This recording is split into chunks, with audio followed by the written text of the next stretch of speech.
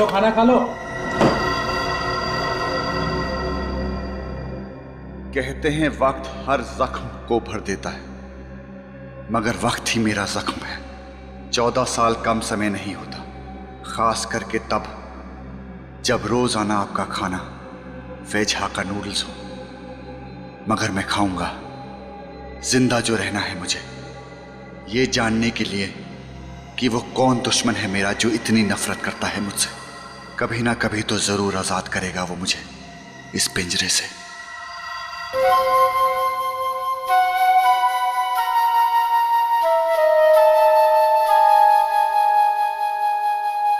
वही धुन फिर से।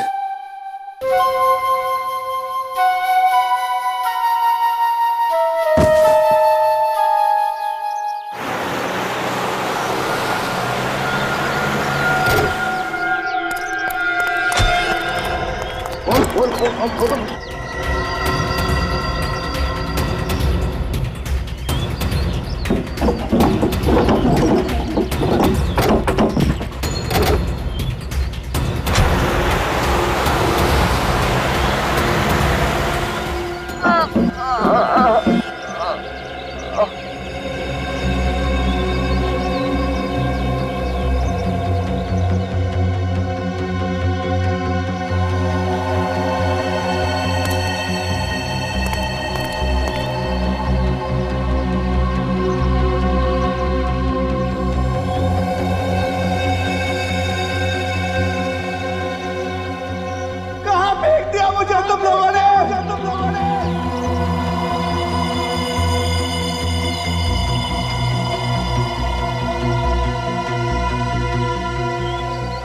बंदूक?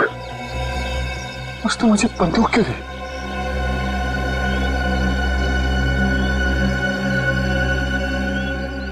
हजार के नोट इतने सारे?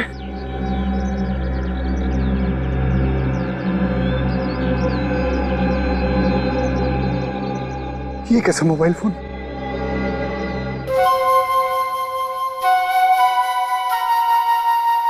उसी का फोन होगा।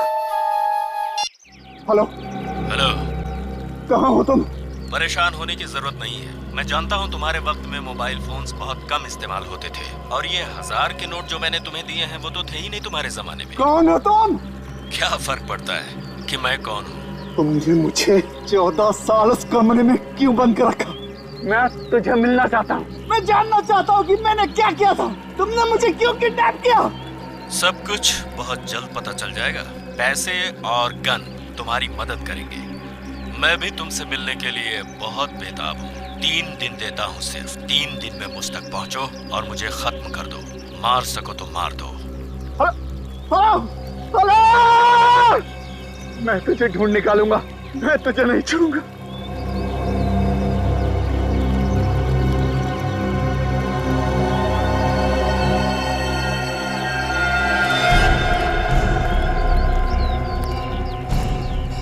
कौन सा जंगल है?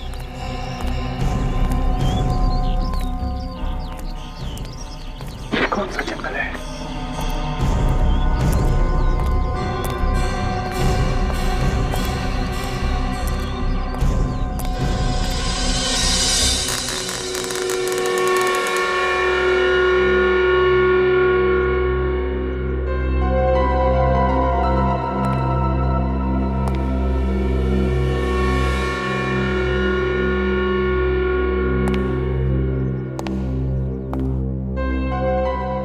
मेरे हंसते खेलते घर को उसकी नजर लग गई।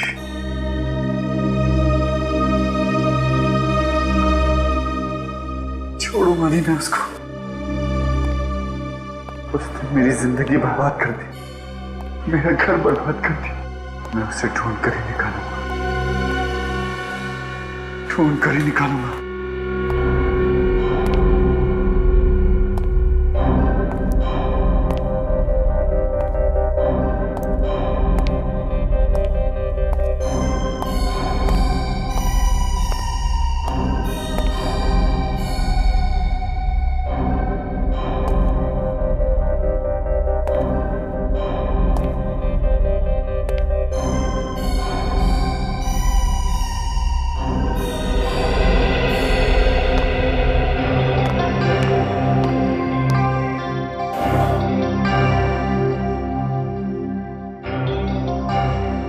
कितना खूबसूरत है, मीरा को बहुत पसंद आएगा।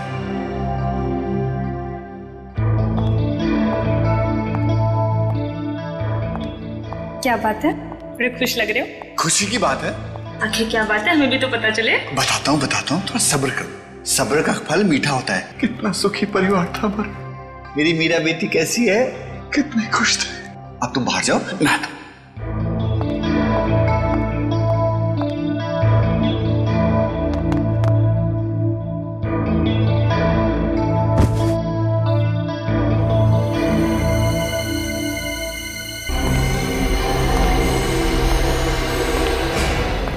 लॉकेट इसी में होगा।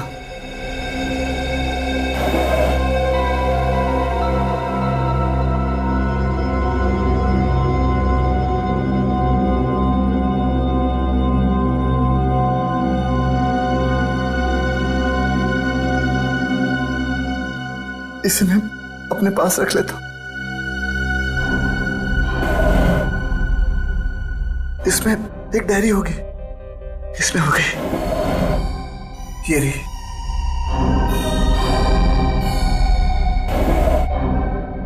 इसमें उसका नंबर होगा।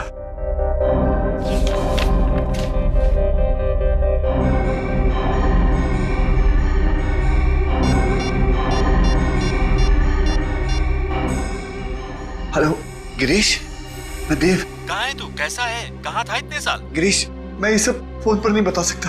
क्या हम मिल सकते हैं? बिल्कुल मिल सकते हैं, वहीं मिलेंगे अपने पुराने अड्डे पे। टटारा डिस्कोथेक 8 बजे। तुम महेश खूनी, मैं जानता था कि तुम एक ना एक दिन वापस जरूर आओगे। तुमने क्या सोचा था कि 14 साल के बाद भागकर वापस आने पर तुम्हें मिलने वाली सजा से तुम बच जाओगे? मैंने कोई गुनाह नहीं किया। तुमने अपनी बीवी प्रिया का खून किया है। मैं अभी सीआईडी को फोन लगाता हूँ। सीआईडी को फोन मत करना। महेश, अरे सीआईडी को फोन मत करना। तुम्हारे पास बंदूक है तो मुझे फोन लगाना ही पड़ेगा।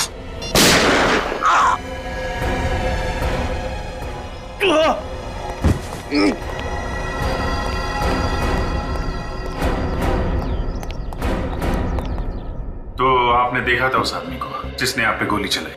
जी हाँ, वो देव था। देव? कौन है ये देव? जी वो मेरा पड़ोसी था। आज से 14 साल पहले वो अपनी पत्नी प्रिया का खून करके भाग गया था। आज तक पकड़ा नहीं गया था।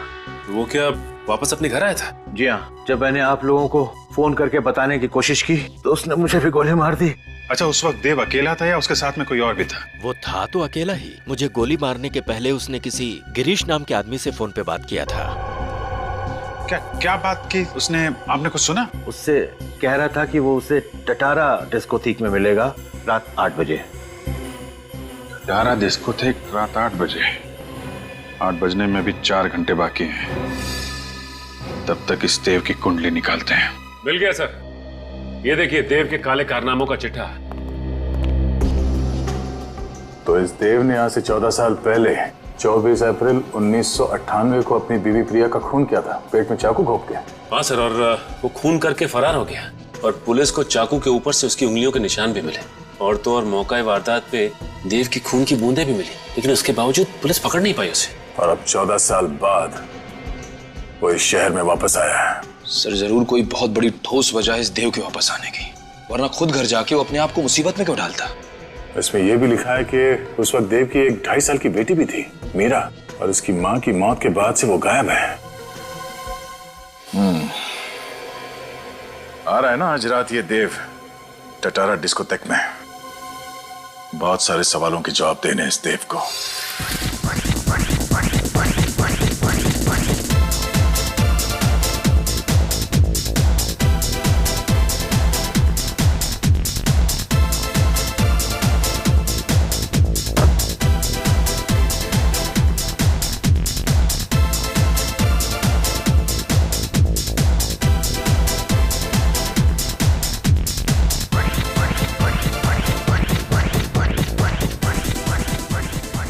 हैंडसम, क्या मैं आपके लिए एक ड्रिंक खरीद सकती हूँ? No. No problem, no issues. कुछ और कर सकती हूँ? हाँ, जस्ट लीव मी अलोन। अगर मैं आपको अकेला छोड़ दूंगी तो आपको गिरीश तक कौन पहुंचाएगा? तुम गिरीश को जानती हो? आओ मेरे साथ।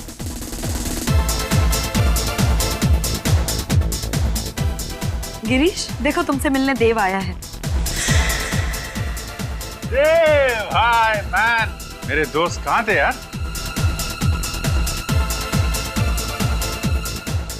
क्या मजाक है? ये गिरीश नहीं है। सही पहचान।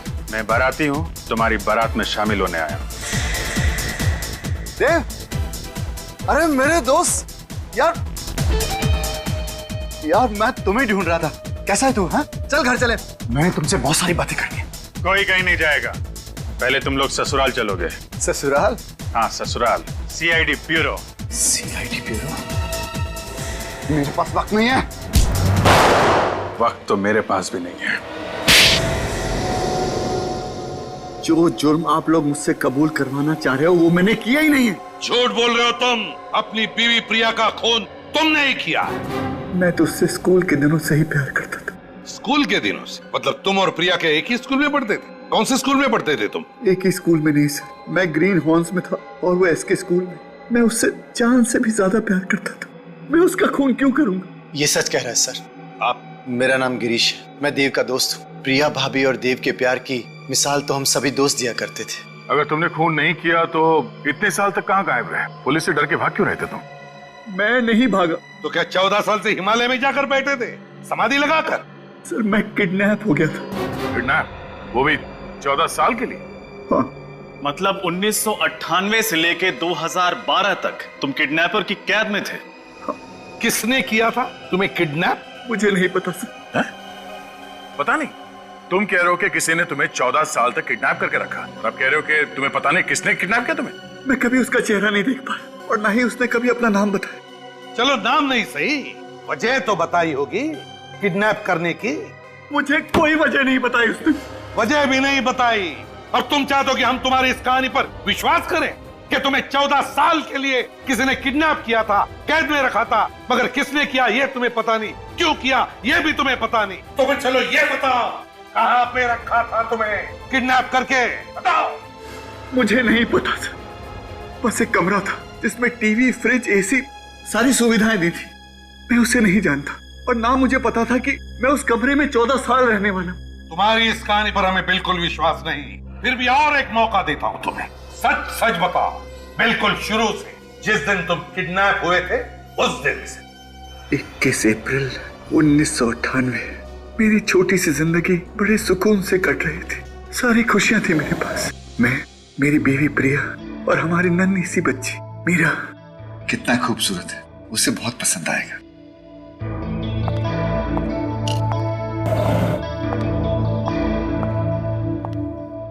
क्या बात है, बड़ी खुश लग रहे हो। खुशी की बात? आखिर क्या बात है, हमें भी तो पता चले। कुछ बात है ना, थोड़ा सब्र करना सीखो। सब्र का फल मीठा होता है। मेरी मीरा बेटी कैसी है? अच्छा, इसे लेकर बाहर जाओ। मैं आता हूँ। तुमने बताया नहीं क्या बात है। तुम जाओ तो मैं आता हूँ, बताता हूँ।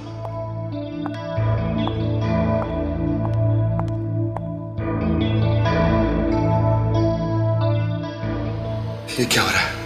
और फिर मैं बेहोश हो गया।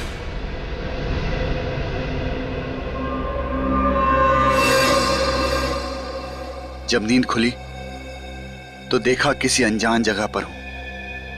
उस वक्त मैं ये नहीं जानता था कि मुझे वहां 14 साल बिताने होंगे,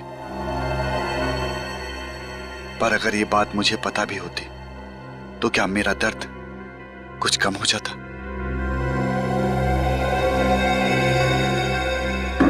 दरवाजा खोलो। मुझे अंदर क्यों बंद कर दिया? अरे कोई है? कोई सुन रहा है? मुझे अंदर क्यों बंद किया तुम लोगों ने?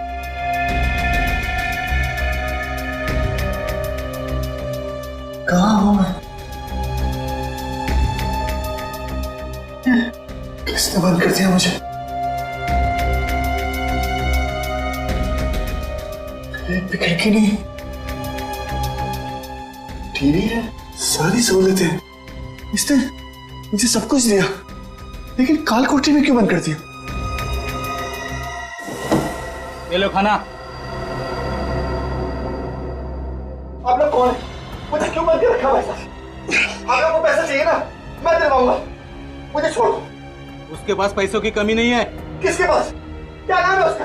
मुझे बताओ उसका नाम। वो तुम्हें जल्द ही पता चलेगा। छोड़ो। अरे छोड़ो।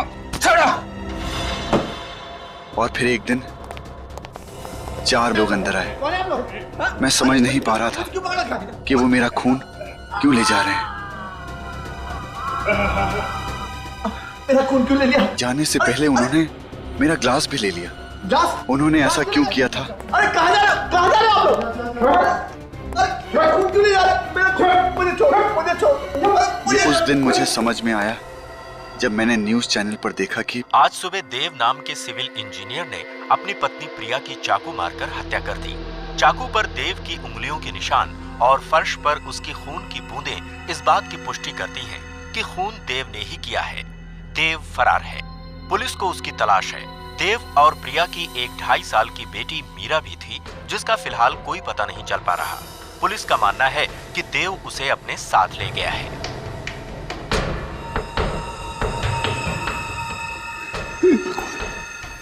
ये क्या हो गया? ये क्या हो गया?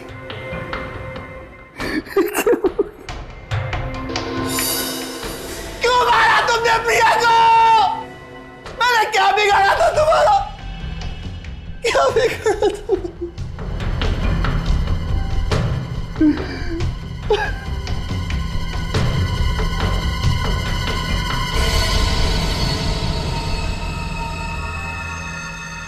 मैं कैसे मार सकता हूँ इसको? मैं तो यहाँ मैं फरार कैसे हो सकता? मैं तो प्रिया को बहुत प्यार करता था।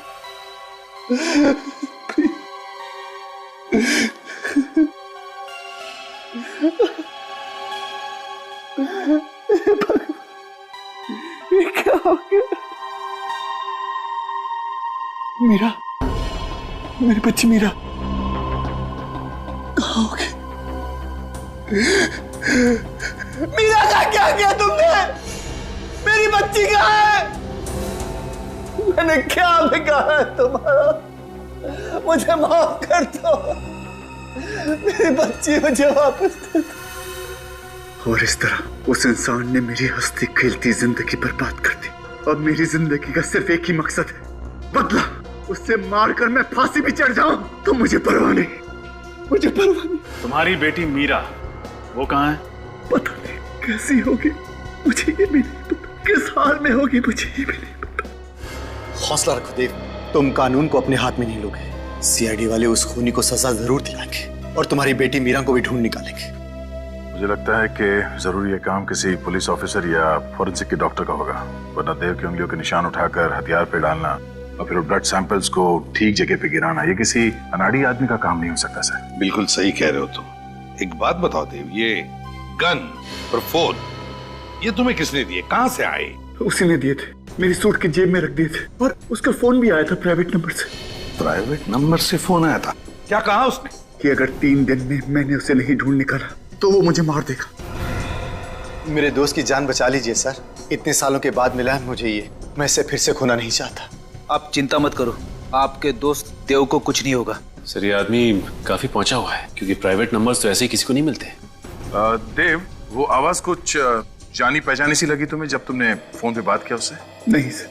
चलो उस जगह के बारे में तो बताओ, याद करो, जरा दिमाग पर जोर डालो, बताओ। सर बस एक कमरा था, उस कमरे में कोई खिड़की नहीं थी, बाहर से किसी की कोई आवाज नहीं आती थी। मैं तो किसी इंसान की आवाज सुनने को तरस गया था सर। फिर भी कुछ तो सुना होगा, वहाँ बाहर से कोई आवाज आई होगी, कोई अजीब सी आवाज। बस हाँ हाँ सर, एक धुन जिसके सुनने के बाद मैं बेहोश हो जाता था। धुन सुनते थे और बेहोश हो जाते थे? जी सर। अच्छा, और कुछ? हाँ सर, हवाई जहाज उड़ने की आवाज दिन भर आया करती थी सर। हवाई जहाजों की आवाज है? इसका मतलब है दया, वहाँ पे एयरपोर्ट है करीब ही जहाँ पर देव को कैद करके रखा था। कुछ और खास बात? देखो देव, छोटी सी छोटी बात भी हमारे लिए काम की हो सकती है, बताओ, सोचो।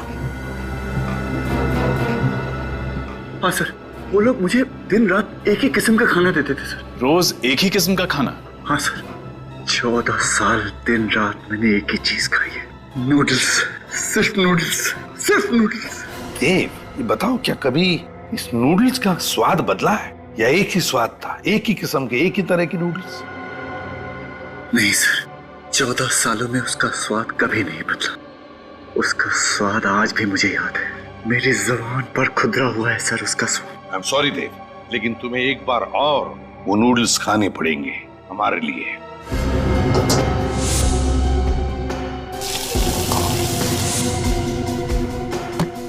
टेस्ट कीजिए मिस्टर देव।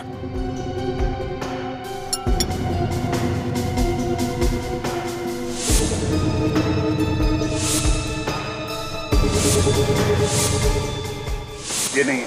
इस रेस्टोरेंट का शेफ कौन है? ये वो नूडल नहीं है। मुझे नहीं लगता ये नूडल खाने के बाद मैं और कभी नूडल खा पाऊंगा। इतना घटिया बना है।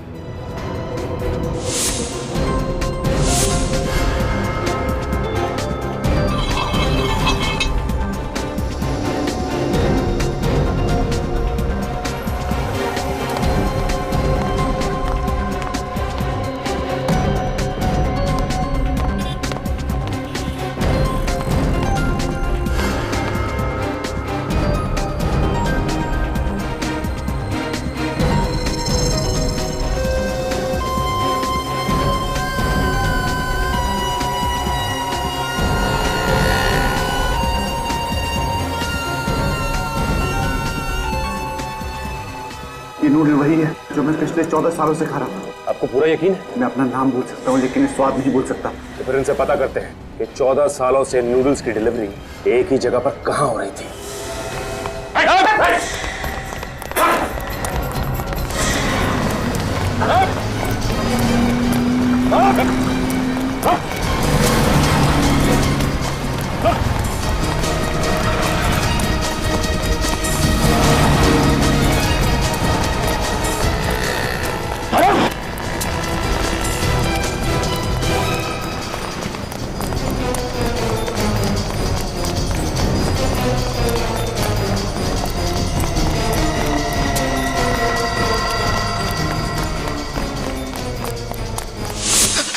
अरे बटलर, तुम यहाँ क्या कर रहे हो? मेरे पीछे वो सीआईडी। नहीं, नीचे।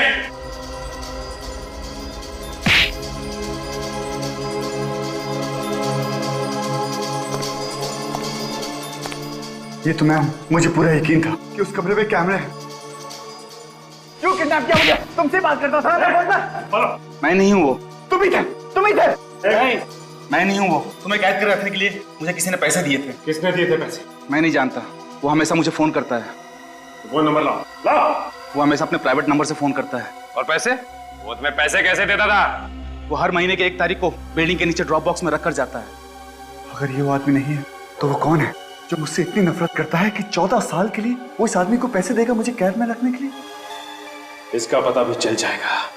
देखो तो मैं चाहता हूं कि तुम उन सारे लोगों के नाम लिखो, तुम्हारे बचपन से लेकर आज तक उन सारे लोगों के नाम जिनके साथ कभी तुम्हारा झगड़ा हुआ हो या किसी का दिल दुखाया हो तुमने। कभी कभी क्या होता है, एक छोटी सी बात भी काफी होती है बदला लेने के लिए। प्रतीक, मंगल, शुभम, सिद्धार्थ, सौकी, जेरी। ये रही मेरी दुश्मनों की लिस्ट। प्रतीक, मंगल, शुभम, सिद्धार्थ, सौकी, अशोक और जेरी। सर, ये उसी का फोन। स्पीकर फोन पर बात करो। हेलो। हेलो देव, कैसे हो? बाहर मजा आ रहा है कि नहीं? जब तक तुझसे मुलाकात नहीं होगी मजा कैसे आएगा? 24 घंटे, बस 24 घंटे और बचे, फिर हम दोनों आमने सामने होंगे। अपनी जिंदगी का आखिरी दिन खुलकर जी लो देव। तुझे जितना जीना है जी ले। जिस बिल में छुपा है छुपा रहे। तुझे पताल से भी ढूंढ कर निकाल लूंगा।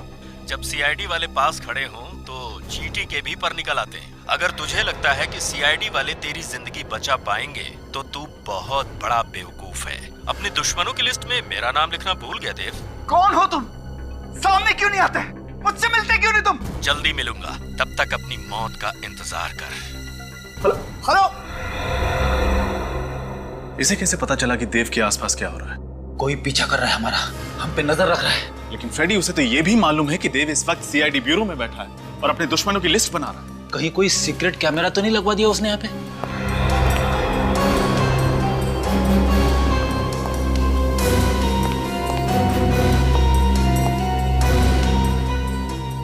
नहीं सर, यहाँ पे तो कोई कैमरा दिख नहीं रहा है।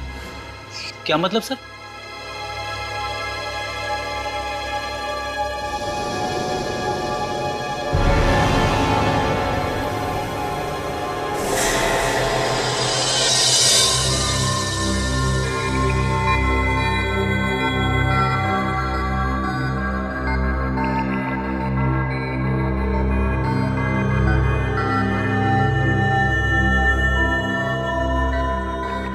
मगर सर,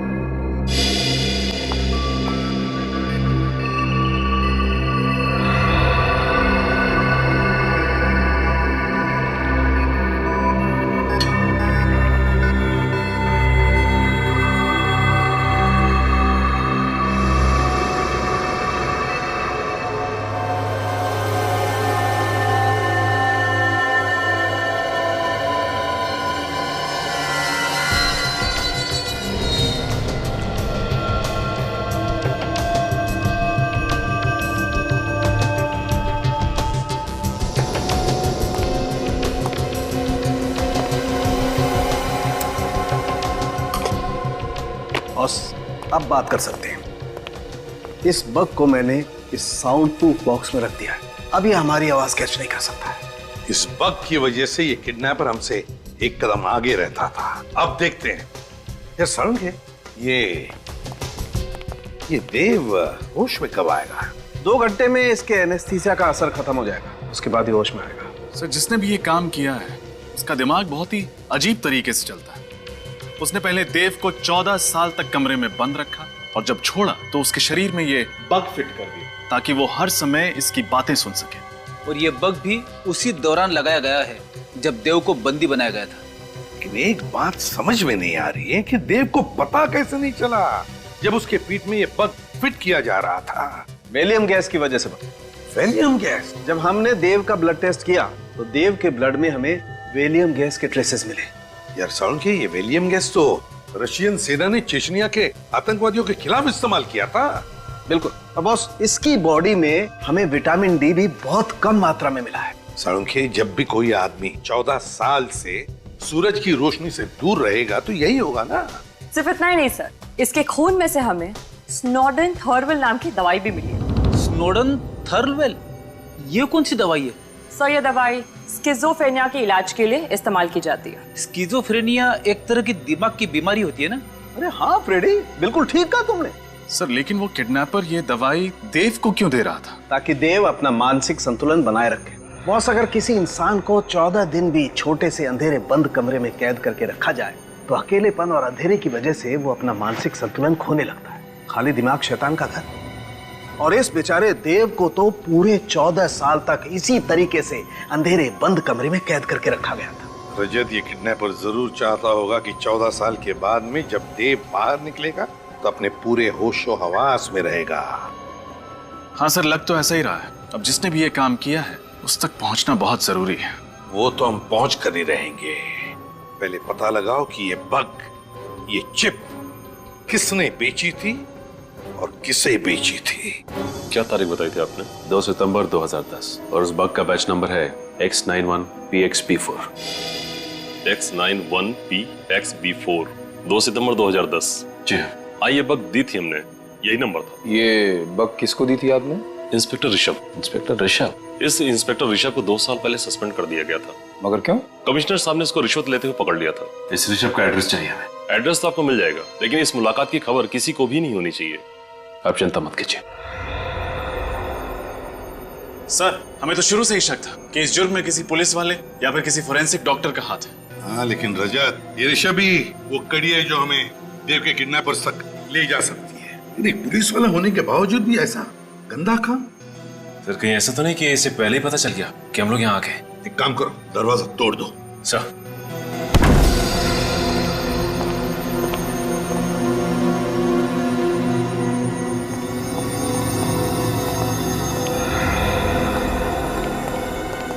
लगता है घर में तो कोई नहीं है। कहीं ये चुप कर तो नहीं बैठा है घर में? देखो जरा, बैठ जाओ।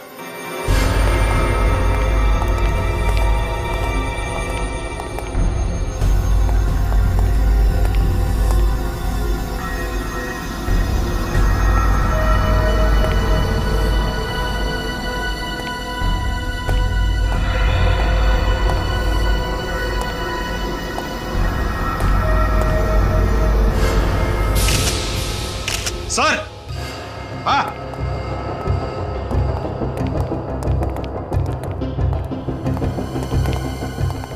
माय गॉड,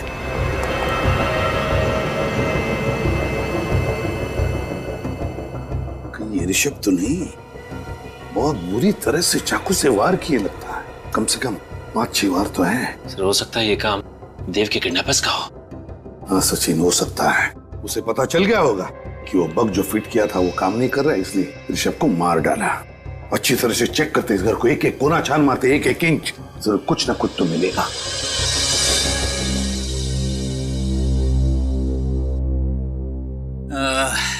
ये रही मेरी अगली चाल। ये गया आपका प्यादा। फंस गए ना जाल में। 1, 2, 2.5 आपकी रानी गई। मैं तो अपनी रानी पहले ही खो चुका। आई एम सॉरी यार, मैं समझ सकता हूँ कि तुम्हारे दिल पे क्या बीत रही होगी।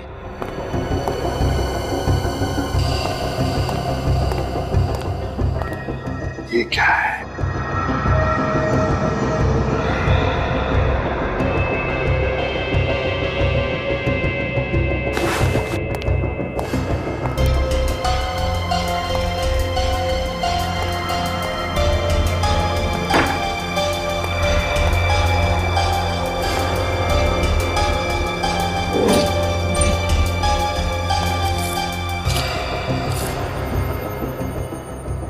Greenhorn school, class of 1985, reunion.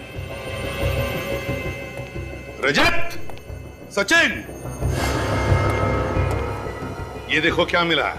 Greenhorn school, class of 1985, reunion. Greenhorn school? इसका मतलब ऋषभ भी ग्रीनहॉर्न स्कूल में पढ़ता था? सिर्फ ऋषभ ही नहीं, देव भी इसी स्कूल में पढ़ता था। कहीं ऐसा तो नहीं कि ये खूनी, ये देव का दुश्मन भी इसी स्कूल में पढ़ता था? हाँ सर, हो सकता है। लेकिन सर, इस देव ने कभी इस स्कूल में पढ़ने वाले किसी आदमी का जिक्र नहीं किया। वही तो, क्यों नहीं किया जिक्र? नहीं, कुछ तो गड़बड़ है। काम करो, इस देव से बात करो, फ्रेडी को फोन लगाओ और उससे पूछो कि याद करके बताए, अच्छी तरह से याद करके बताए कि क्या जब वो स्कूल में था तब उसकी किसी के साथ कोई दुश्मनी थी क्या? अब 1 मिनट। Hello sir. हाँ फ्रेडी, देव तुम्हारे सामने। 1 मिनट के लिए भी मैंने अपनी आंखों से ओझल नहीं होने दिया देव को। मैं जानता हूँ सर, 3 दिन हो चुके हैं, देव की जान को खतरा है। अच्छा, देव से बात करो। देव, लाइट कैसे चली गई? बिजली का बिल तो भरा था ना मैंने। फ्रेडी, क्या हुआ?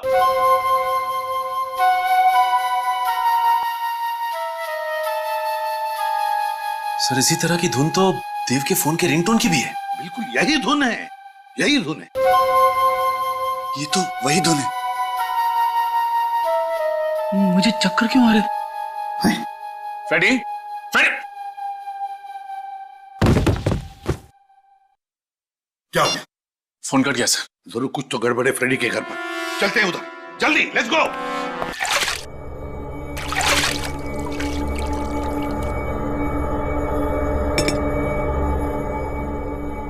Good morning Dev uncle. कौन हो तुम? मैं आपको आजाद करने के लिए आई हूँ। जिस तरह से मेरे पापा ने आपको 14 साल की उम्र कैद से आजाद किया, वैसे ही मैं आपको इस दुनिया से आजाद करूंगी। कौन है तुम्हारे पापा? ये आप नहीं जान सकते। अपने सबसे बड़े दुश्मन का नाम जाने बगैर ही आप मर जाएंगे।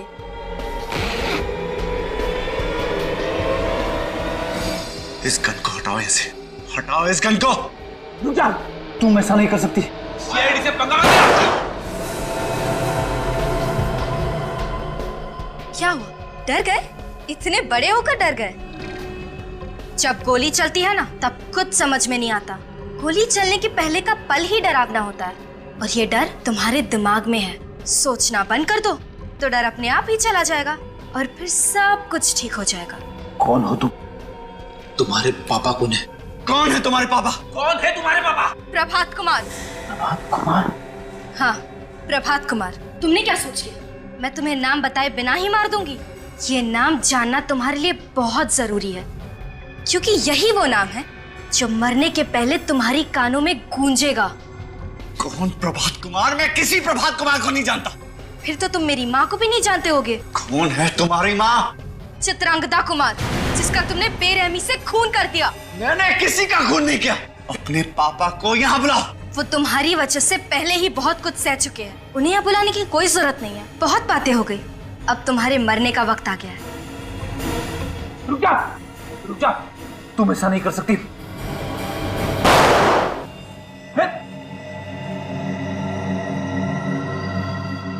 तुम इतने जल्दी नहीं मरोगे ना? ये लो। रुक जा।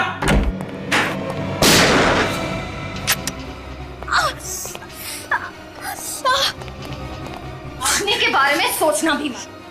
कौन हो तुम लोग? सीआईडी। देव को जल्दी से हॉस्पिटल ले चलो, जल्दी। संभल के। अगर तुम लोग यहाँ नहीं आते तो मैं उसे मार ही डालती। हम मारने देते तब ना। इतनी कम उम्र में इतनी नफरत किस लिए? हा? बचपन से मेरी जिंदगी का एक ही मकसद रहा है, बदला। देव से अपनी माँ की मौत का बदला। इस बदले और नफरत के बीज को बोया किसने तुम्हारे दिल में? तुम्हारे पापा प्रभात कुमार ने? हाँ, मुझे गर्व है अपने पापा पर कि उन्होंने मेरे माँ के हत्यारे को इतनी बड़ी सजा दी। उसे 14 साल की कैद में रखा और अब मैंने उसे गोली मार दी। तुम्हारी वजह से देव हॉस्पिटल में जिंदगी और मौत के बीच झूल रहा है, समझी? देव तो मरेगा, जरूर मरेगा। पकड़े जाने के बाद भी तुम्हारी अकड़ नहीं गई अभी तक। अब चाहे फांसी हो या जेल, मुझे कोई फर्क नहीं पड़ता। चुपचाप बता दो तुम्हारे पापा इस वक्त कहाँ हैं, समझे? नहीं, बिल्कुल नहीं बताऊंगी। अब जब बाप बेटी का मकसद पूरा हो ही गया है तो सजा क्यों नहीं काट लेते हैं? अब तक मकसद पूरा कहाँ हुआ है? जब देव मरेगा तब हमारा मकसद पूरा होगा। तुम ऐसे नहीं मानोगी, हमें कुछ करना पड़ेगा। फ्रेडी, इस प्रभात कुमार के सारे डिटेल्स निकालो। Sachin, Nikhil, green horns school जाओ, वहीं से कुछ पता चलेगा। Excuse me sir. जी कहिए। हम लोग सीआईडी से। आप लोग मेरे स्कूल में क्या कर रहे हो? I mean, मेरे स्टूडेंट्स ने कुछ गड़बड़ की है क्या? नहीं, आपके स्टूडेंट्स ने कुछ गड़बड़ नहीं की है, बस आपके स्कूल के 1982 के बैच के बारे में कुछ जानकारी चाहिए थी। 1982 के बैच के बारे में? एक मिनट। आइए सर, इस फाइल में आपको उस बैच की सारी जानकारी मिल जाएगी। देव इसी बैच में था, मगर अपने पापा के तबादले की वजह से 15 जुलाई 1982 को बीच में स्कूल छोड़ के चला गया था। 2 सितंबर 1982 में देव की क्लास में एक नीलम नाम की लड़की थी जिसने आत्महत्या की थी, लेकिन आत्महत्या की वजह नहीं लिखी यहाँ। प्रिंसिपल साहब, आप कुछ बता सकते हैं इसके बारे में? जी नहीं सर, मैं तो यहाँ पिछले 5 साल से ही प्रिंसिपल हूँ। 1982 में मिस्टर दीनानाथ यहाँ के प्रिंसिपल थे, जिनके कुछ साल पहले ही मौत हो गई। मौत हो गई है? जी हाँ सर। इसमें यह भी लिखा है कि नीलम का एक भाई भी था जो 8वीं क्लास में था इसी स्कूल में। क्या नाम है उसका? प्रभात कुमार। ये प्रभात कुमार तो नताशा के पापा का नाम है ना? हाँ सर। मतलब ये प्रभात पास आउट हुआ होगा 1985 में, पास आउट हुआ होगा। तो सर 1985 की फाइल देखना चाहिए। ये क्या? प्रभात और ऋषभ दोनों एक ही क्लास में पढ़ते थे, तो इसका मतलब ये दोनों एक दूसरे को अच्छी तरह से जानते होंगे और इसीलिए प्रभात ने ऋषभ से वो बग मंगाया होगा देव के शरीर में डालने को। और सर जब उस बग के बारे में हमें पता चल गया तो प्रभात कुमार ने ऋषभ को ही रास्ते से हटा दिया। हो सकता है निखिल कि नीलम की मौत में देव का ही हाथ हो, इसीलिए तो प्रभात देव से बदला लेना चाहता था। और सर अगर नीलम की मौत की वजह देव है तो देव ने हमसे इतनी बड़ी बात छुपाई क्यों? हो सकता है निखिल कि देव को पता ही ना हो, क्योंकि देव ने स्कूल छोड़ा था जुलाई महीने में और नीलम ने आत्महत्या की थी सितंबर के महीने में। अच्छा प्रिंसिपल साहब, इन सब की फोटोग्राफ मिल सकती है? जी सर।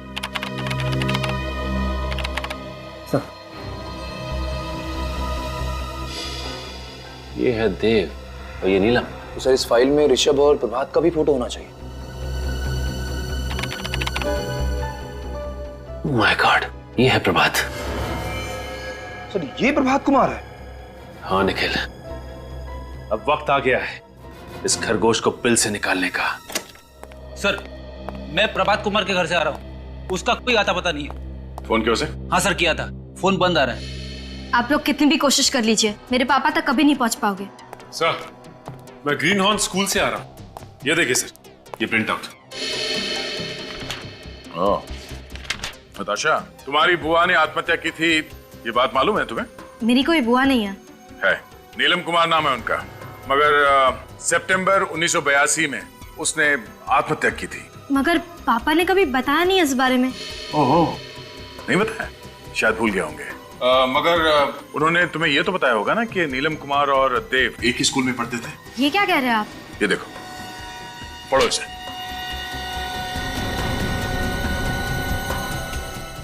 पापा ने इतनी सारी चीजें मुझसे छुपाई क्यों? तुम्हारे पापा ने तुम्हारा इस्तेमाल किया, तुम्हारी माँ की मौत का बदला लेने के लिए नहीं, बल्कि तुम्हारी बुआ की मौत का बदला लेने के लिए। ये सारे कागजात नकली है, आप लोग झूठ बोल रहे हैं ना? क्या नाम है तुम्हारी मम्मी का? चित्रंगदा कुमार ना? हाँ। कोई फोटो है उनकी तुम्हारे पास?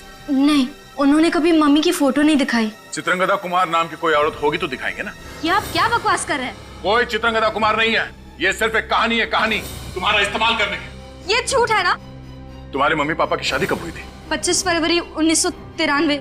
मैरिज रजिस्ट्रार के ऑफिस में गए थे हम, वहाँ पे भी कोई प्रभात कुमार और चित्रांगदा कुमार की शादी का रजिस्ट्रेशन नहीं किया गया है। ये नहीं हो सकता। अच्छा, ये बात है। आप लोगों को लगता है कि आप लोग मुझे इन सब बातों में फंसाकर उल्लू बनाओगे, तो मैं आपको अपने पापा का पता बता दूंगी, है ना? मैं आपको अपने पापा का पता नहीं बताऊंगी। तुम्हारे पापा हैं कौन, ये पता भी है तुम्हें? क्या मतलब? दया, हमारा शक सही था। ये पढ़ो। ये क्या है? DNA report. तुम्हारी डीएनए रिपोर्ट मिस्टर देव के डीएनए रिपोर्ट से मैच करती है। मिस्टर देव तुम्हारे पापा हैं, तुम्हारे असली पापा, प्रभात कुमार नहीं। ये रिपोर्ट्स नकली है ना? ये सब झूठ है, आप लोग झूठ बोल रहे हैं ना? यही सच है। तुम्हारे गाल पे जब ये तिल देखा था हमने, हमें उस वक्त शक हुआ था कि शायद तुम मीरा हो, देव और प्रिया की बेटी।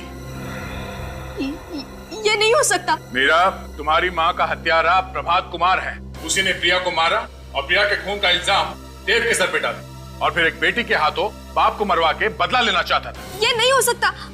इस प्रभात ने बड़ी लंबी प्लानिंग की थी। उसने सोचा कि एक बेटी से बाप का खून करवा दूंगा, इस तरह मीरा को फांसी हो जाएगी और देव का सारा खानदान खत्म। हे भगवान, ये मुझसे क्या हो गया? मैंने अपने हाथों से अपने पापा पर गोली चला दी। ये क्या कर दिया मैंने? मैं प्रभात कुमार को नहीं छोड़ूंगी, मार डालूंगी उसे। मीरा, प्रभात कुमार के पापों की सजा कानून देगा उसे। तुम हमें सिर्फ ये बताओ कि वो है कहाँ।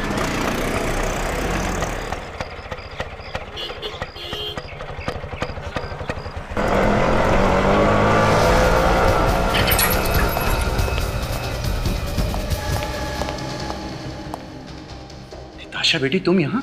सीआईडी वालों ने तुम्हें छोड़ दिया? सीआईडी वालों ने मुझे छोड़ दिया। जब मैंने उन्हें अपनी माँ की खून की दर्द भरी दास्तान सुनाई तो दया का भी दिल पिघल गया। दया का दिल भी पिघल गया? अरे बेवकूफ लड़की, दया का दिल कभी पिघल नहीं सकता, क्योंकि इसका दिल लोहे का बना हुआ है। जरूर इसमें उनकी कोई चाल होगी। ठीक कहा तुमने, ये हमारा ही प्लान था। मिस्टर प्रभात कुमार उर्फ गिरीश।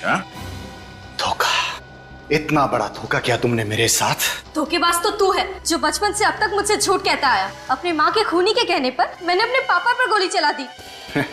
तो तुम्हें सब कुछ पता चल चुका है। कितनी कोशिश की मैंने कि कम से कम खून खराबा हो, खुशी खुशी सब कुछ निपट जाए, मगर अब मुझे लगता है यहाँ पर मुझे 4 लाशें बिछानी पड़ेगी।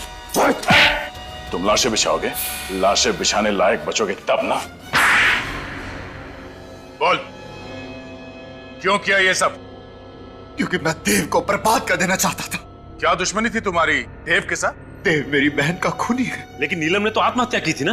देव की वजह से आत्महत्या की थी मेरी बहन नीलम ने, क्योंकि ग्रीन होम स्कूल में उसने सभी को ये कहकर उसे बदनाम कर दिया था कि वो उससे प्यार करती है, उससे शादी करना चाहती, जबकि ऐसा कुछ भी नहीं था। देव तो जुलाई 1982 में स्कूल छोड़कर जा चुका था। हाँ, मगर देव के स्कूल छोड़ देने के बाद भी ग्रीन हॉर्न्स के बाकी के स्टूडेंट्स के तानों ने नीलम का पीछा नहीं छोड़ा और मायूस होकर वो खुद मौके से लटक गई। गिरीश, तुम्हारी बहन के साथ जो कुछ भी हुआ बहुत गलत हुआ, मगर बदला लेने के लिए तुमने देव के साथ जो कुछ भी किया वो भी ठीक नहीं है। सालों से बदले की आग मेरे दिल में चल रही थी और मैंने उसे कभी बुझने भी नहीं दिया।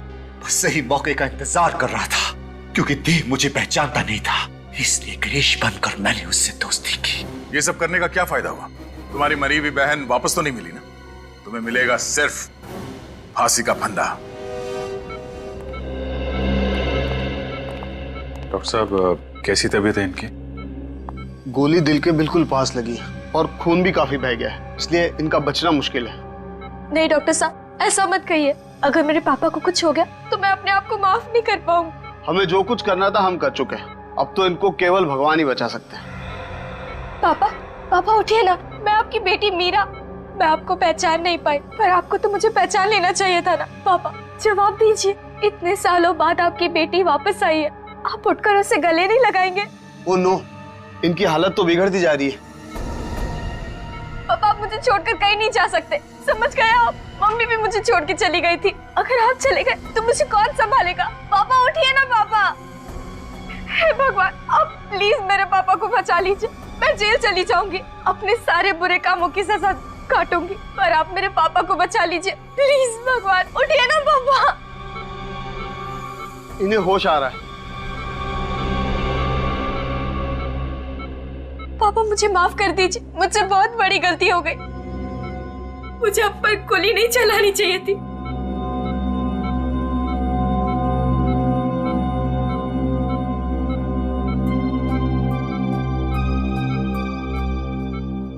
चौदह सालों से मैंने रखा हुआ था।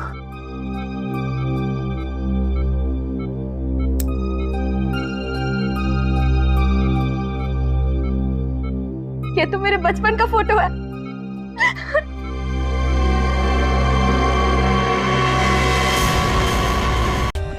For more updates, subscribe to our channel, click the show links and enjoy watching the videos.